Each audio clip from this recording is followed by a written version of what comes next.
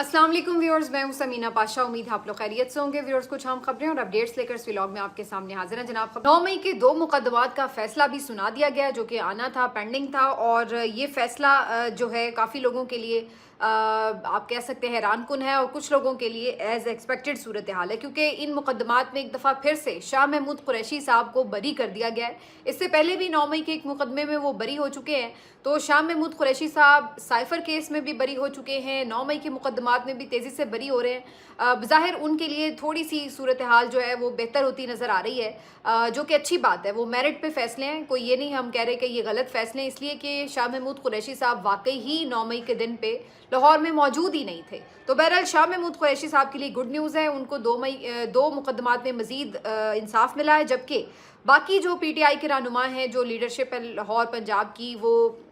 Still उनके साथ सूरत हाल ये है कि इन मुकदमात में भी उनको 10-10 साल की सज़ा सुनाई गई है, इससे पहले भी और अब दोबारा। यानी डॉक्टर यास्मीन राशिद साहिबा, एजाज चौधरी साहब, इसी तरह महमूद रशीद साहब और उमर सरफराज चीमा साहब, इन सबको 10-10 साल की सज़ा एक दफ़ा फिर से सुना दी गई है। इन मुकदमात में भी जो ख़वातीन रहनुमा हैं PTI की, उनमें सनम जावेद और आलिया हमज़ा, इनको 5-5 साल कैद की सज़ा सुनाई गई है। आयशा भुट्टा को भी 10 साल कैद की सज़ा सुनाई गई है, जबकि 11 वर्कर्स को बरी भी किया गया है। इमरान खान साहब के एक गार्ड हैं हाफिज़ अरशद, जो कि उस वक्त इमरान खान साहब के साथ इस्लामाबाद में मौजूद थे जब उनकी गिरफ्तारी भी हुई थी। लेकिन इन गार्ड को भी इन्होंने 10 साल कैद की सज़ा सुना दी गई है, जो कि मौके पर मौजूद भी नहीं थे। और इसी तरह से एक 16 साल बच्चे को भी, जिस पे ट्रायल करने पे ही सब क्वेश्चन उठा रहे थे, उसको भी 10 साल की सज़ा सुना दी गई है। तो इन मुकदमात में भी जो फैसले हैं वो कोई बहुत मुख्तलिफ नहीं आए हैं, सिर्फ ये कि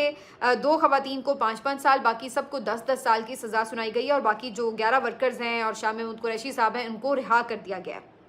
अच्छा, इसके अंदर अब फिर मैं वही बात कहूँगी कि जिनको पहले सज़ाएं सुनाई हुई हैं उनके लिए तो एग्जैक्टली वैसी ही सूरत हाल है जैसी पहले भी थी, तो उनको क्या फ़र्क पड़ना है। लेकिन मज़े की बात यह है कि इन सज़ाओं को भी इन्होंने मजाक खुद ही बना दिया है। अदालतों ने जिस तरह ये सज़ाएं सुनाई हैं, जिन एविडेंसेस की बुनियाद पर सुनाई हैं, उसके बाद इन अदालतों के फ़ैसलों की हैसियत जो है वो एक मजाक से बढ़कर नहीं लग रही। आलिया हमज़ा साहिबा को 5 साल और सनम जावेद को भी 5 साल सज़ा सुनाई गई है, जिसके ऊपर सनम जावेद ने एक ट्वीट किया रद्द-ए-अमल का। और अब आप हैरान होंगे कि इन ख़वातीन की आप हिम्मत और हौसला भी देखें कि सज़ाएं सुनाई गई हैं और उसके ऊपर भी इनको एक हिस्से मिजाह जो है वो इनकी वो नज़र आ रही है। तो आलिया हमज़ा और सनम जावेद को जो 5 साल की सज़ा सुनाई गई है, उस पर सनम जावेद साहिबा ट्वीट करके कह रही हैं कि पूरा 50% डिस्काउंट मिला है, और साथ में उन्होंने हंसते हुए इमोजी भी बनाई है। तो ये तो इस वक्त हालात हैं कि जिनको आप सज़ाएं सुना रहे हैं उनको कोई फ़र्क नहीं पड़ा, उनको जेलों में रहने से भी फ़र्क नहीं पड़ा था, और वो ये समझते हैं कि ये सज़ाएं बिल्कुल बोगस सज़ाएं हैं, झूठे मुकदमात में सुनाई गई हैं। और वो ये समझते हैं कि जब कभी भी हालात बदलेंगे, आइन वापस बहाल होगा, सूरत हाल पलटेगी, तो उस वक्त ये सज़ाएं जो है वो रद्दी के टोकरी में जाएंगी, इनकी कोई हैसियत कानूनी और आइनी नहीं होगी। यही वजह है कि ये जो सियासी लोग हैं ये इन सज़ाओं को तमगे समझ रहे हैं। क्योंकि आज एक ख़बर ने बड़ा एकदम सुबह सुबह तूफ़ान उठाया, और ख़बर थी इमरान खान साहब के घर की नीलामी की। ये घर जो बनीगाला का इमरान खान साहब का है, उसकी नीलामी के हवाले से ख़बरें गर्दिश कर रही थी, और बताया ये जा रहा था कि आज ही नीलामी हो रही है। तो इसकी हकीकत क्या निकली, तफसील आपको बताते हैं। इसके साथ साथ आज आपको ये भी बताएंगे कि 9 मई केसेस के फैसले आ रहे हैं, क्या उसमें एक्सपेक्टेशंस हैं, शरीफ फैमिली में क्यों बेचैनी है, और फिर सब मरी में क्यों इकट्ठे हुए हैं। अडियाला जेल की भी कुछ खबर आपको देंगे, और साथ ही साथ ये भी आपको बताएंगे कि अल्ताफ़ हुसैन साहब ने भी एक अहम ऐलान कर दिया। तो काफ़ी कुछ है इस व्लॉग में। आपसे रिक्वेस्ट है कि चैनल को सब्सक्राइब कर लें अगर अभी तक सब्सक्राइब नहीं किया। तो सबसे पहले बात करते हैं जी इमरान खान साहब के हवाले से जो खबर आज सुबह गर्दिश कर रही थी। खबर कुछ यूँ थी कि एक इश्तिहार छपा जंग अखबार में, और इस इश्तिहार में ये बताया गया कि इमरान खान साहब से मुतालिक जो केस है, यानी अलकादिर केस जो है, उसके हवाले से, और उसमें बताया गया कि जी प्रॉपर्टीज़ की जो नीलामी है वो होने जा रही है, और आज ही की तारीख़ है, और इसकी बिडिंग जो है वो फ़लाँ फ़लाँ मकाम पर होगी, और सबको इसमें दावत है। अब ये एकदम ख़बर जो थी वो फैल गई कि जनाब इमरान खान के घर की नीलामी हो रही है। तो आखिर ये हो कैसे रही है, और इतनी खामोशी से इसके पीछे कोई कार्रवाई चल रही थी तो किसी को खबर क्यों ना थी। फिर सब ज़ाहिर लीगल टीम से सवाल करने लगे कि भाई आपने इस बारे में क्या इन्फॉर्मेशन हासिल की है, ये कोई वजह समझ में नहीं आ रही। और बीइंग जर्नलिस्ट मैं तो वैसे इस बात के ऊपर शुरू से ही, जैसे ही मैंने ये खबर पढ़ी तो मुझे इस खबर की بالکل حقیقت نہیں لگی، کیونکہ اشتہاری کوئی ملزم ہو تو اس کی پراپرٹیز کو ضبط کر کے اور پھر اس کے بعد نیلام کرنے کا حکم آتا ہے کہ بھئی یہ بندہ پیش نہیں ہو رہا تو چلیے جی اس کی، جیسے کہ اس وقت ملک ریاض صاحب ہیں، آپ کو پتا ہے کہ ملک ریاض صاحب جو ہے وہ اشتہاری ہیں اس کیس میں، تو ان کی پراپرٹیز ہوں تو پھر سمجھ میں بھی آ رہا ہے، لیکن عمران خان صاحب تو گرفتار ہیں تو ان کی پراپرٹیز کیوں اس میں سیل کی جائیں گی؟ اور پھر دوسری بات، اس میں انہیں سزا کے ساتھ صرف 10 لاکھ روپے جرمانہ ہوا تھا، اور وہ جرمانہ ادا بھی اس وقت کرنا ہے کہ جب اپیل فائل نہ ہوئی ہو، چونکہ اب اس کیس کے خلاف اپیل فائل ہو چکی ہے تو فی الحال ابھی انہیں فوری طور پر کوئی جرمانے کی بھی ایمرجنسی نہیں ہے کہ انہوں نے فوراً کوئی کرنا ہے، اور اگر ہو بھی تو 10 لاکھ روپے جرمانے کے عوض کوئی کروڑوں کی پراپرٹی تو نہیں بیچی جاتی۔ خیر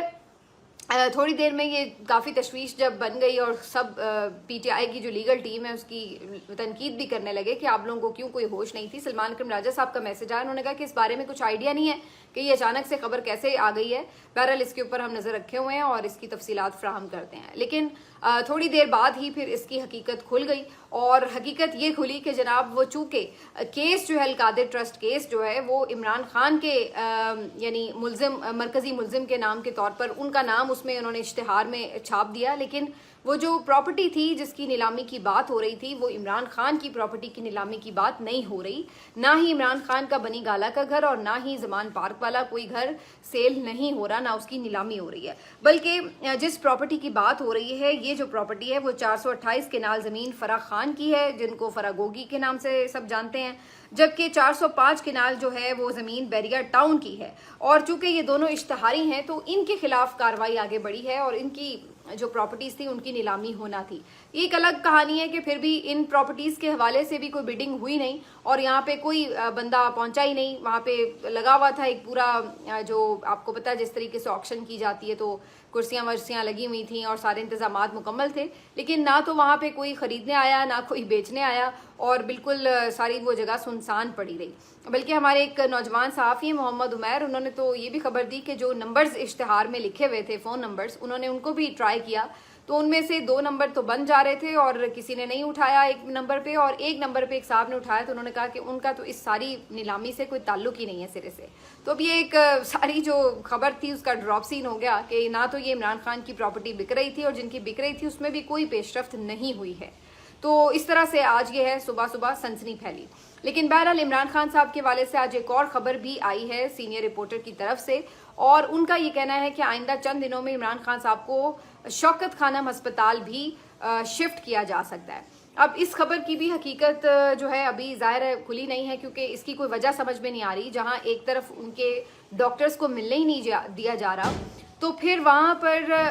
ان کو ہسپتال شفٹ کرنے کی بات کیسے کہاں سے آ گئی اچانک؟ کیونکہ یا تو یہ ہوتا نا کہ ان کی طبیعت خراب ہوتی اور ان کے ڈاکٹرز جو ہے وہ جاتے کچھ ٹیسٹ کرتے اور وہ بتاتے کہ نہیں جی انہیں تو ہاسپٹل میں کوئی ٹریٹمنٹ کی ضرورت ہے، تو پھر تو سمجھ میں آتی کہ کچھ ایسا ماحول بن رہا ہے، لیکن سرے سے ایسا کچھ ہوا ہی نہیں ہے۔ ان کا ذاتی معالج ان کو کافی مہینوں سے نہیں دیکھ سکا ہے، تو کس کی ریکمنڈیشن پر اچانک سے عمران خان کو شوکت خانم شفٹ کر دیا جائے گا؟ اور جو اس وقت ماحول ہے اس میں تو آپ دیکھیے نا کہ جو لوگ ان کی فیملی کی ملاقات نہیں ہونے دے رہے، جو ان کی ٹرائل اس وقت چل رہا ہے اس ٹرائل میں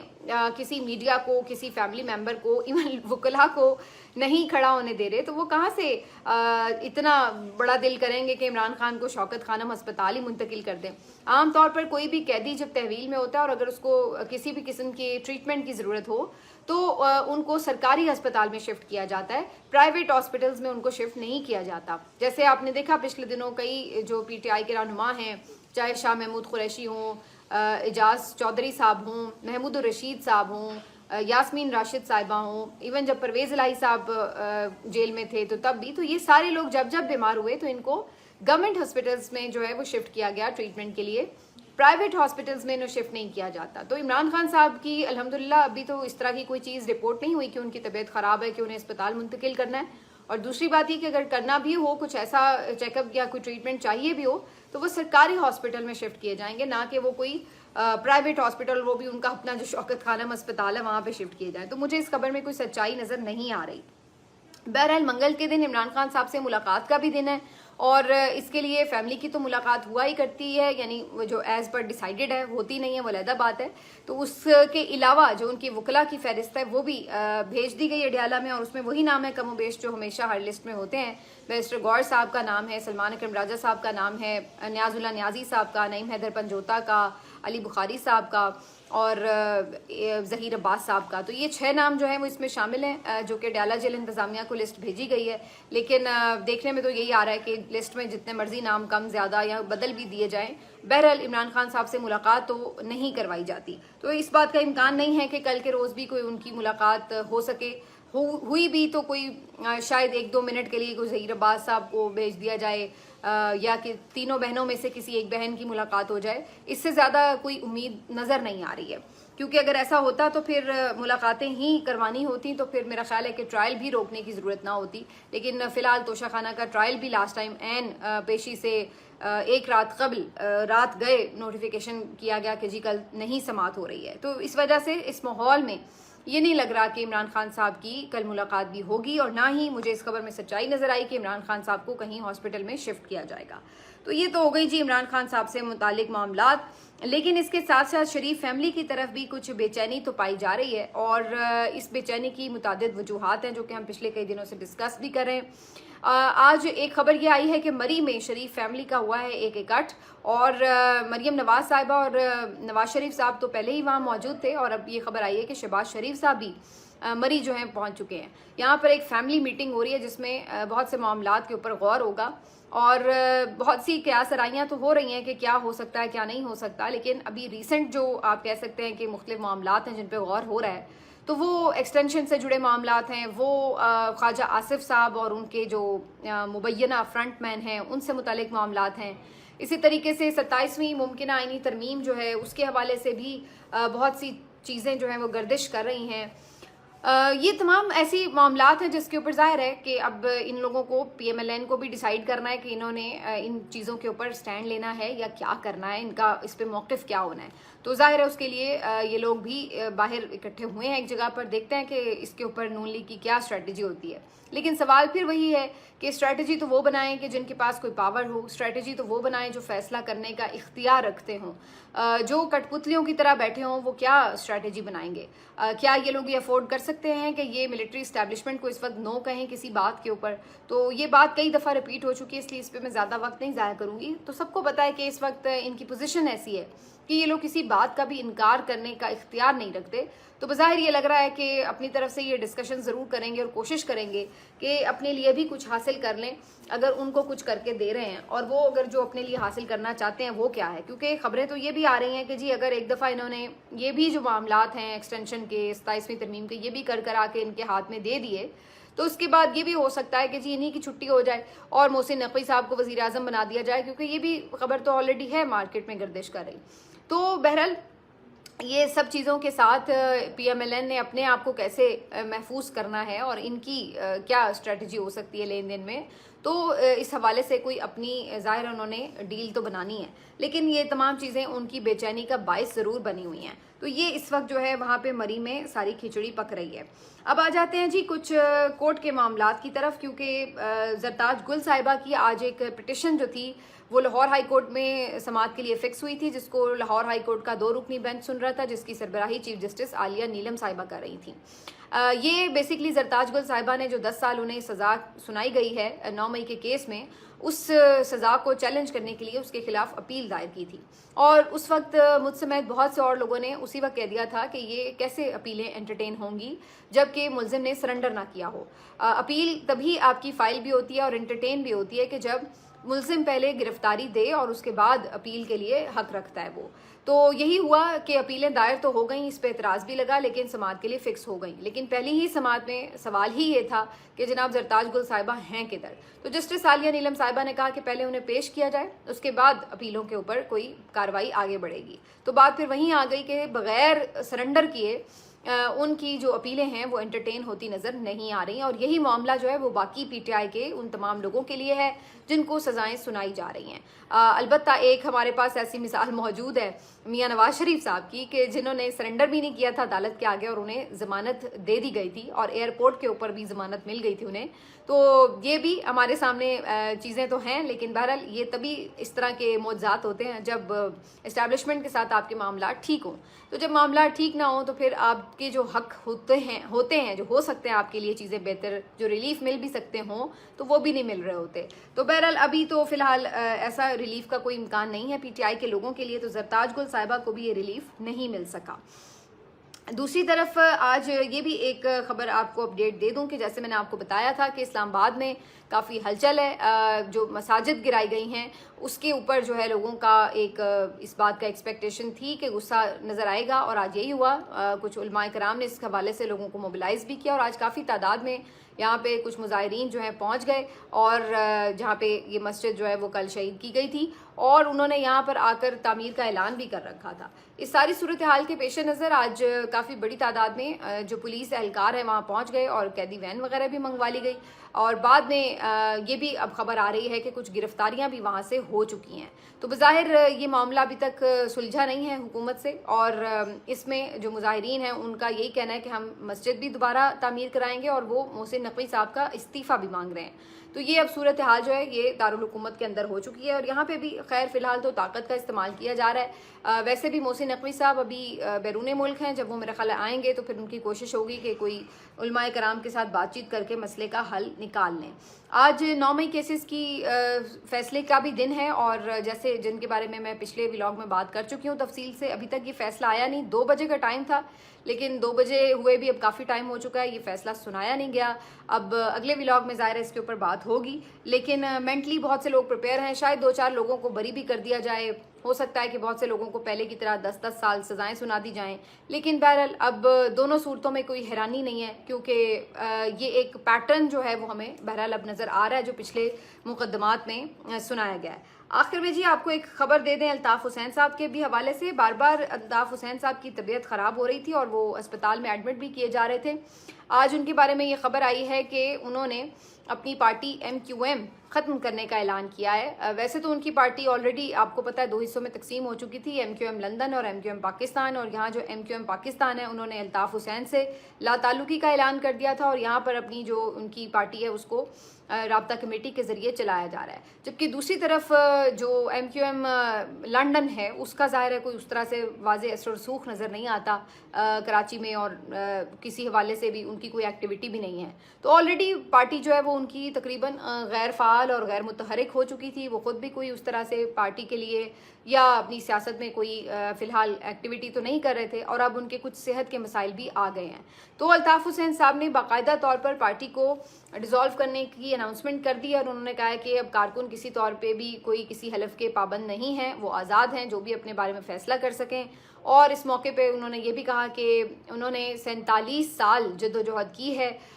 مہاجروں کے حقوق کے لیے، کارکنوں کے اور کراچی کے خاص طور پر حقوق کے لیے، لیکن ان کا کہنا ہے کہ میں معذرت چاہتا ہوں کہ میں آپ کو یہ حقوق نہیں دلا سکا۔ اور انہوں نے اس کے ساتھ ہی کہا کہ میں نے اپنی طرف سے پوری کوشش بھی کی ہے، اور میرے ساتھیوں نے بڑی قربانیاں بھی دی ہیں، لیکن اب وہ اس یعنی MQM کو متحدہ قومی موومنٹ کو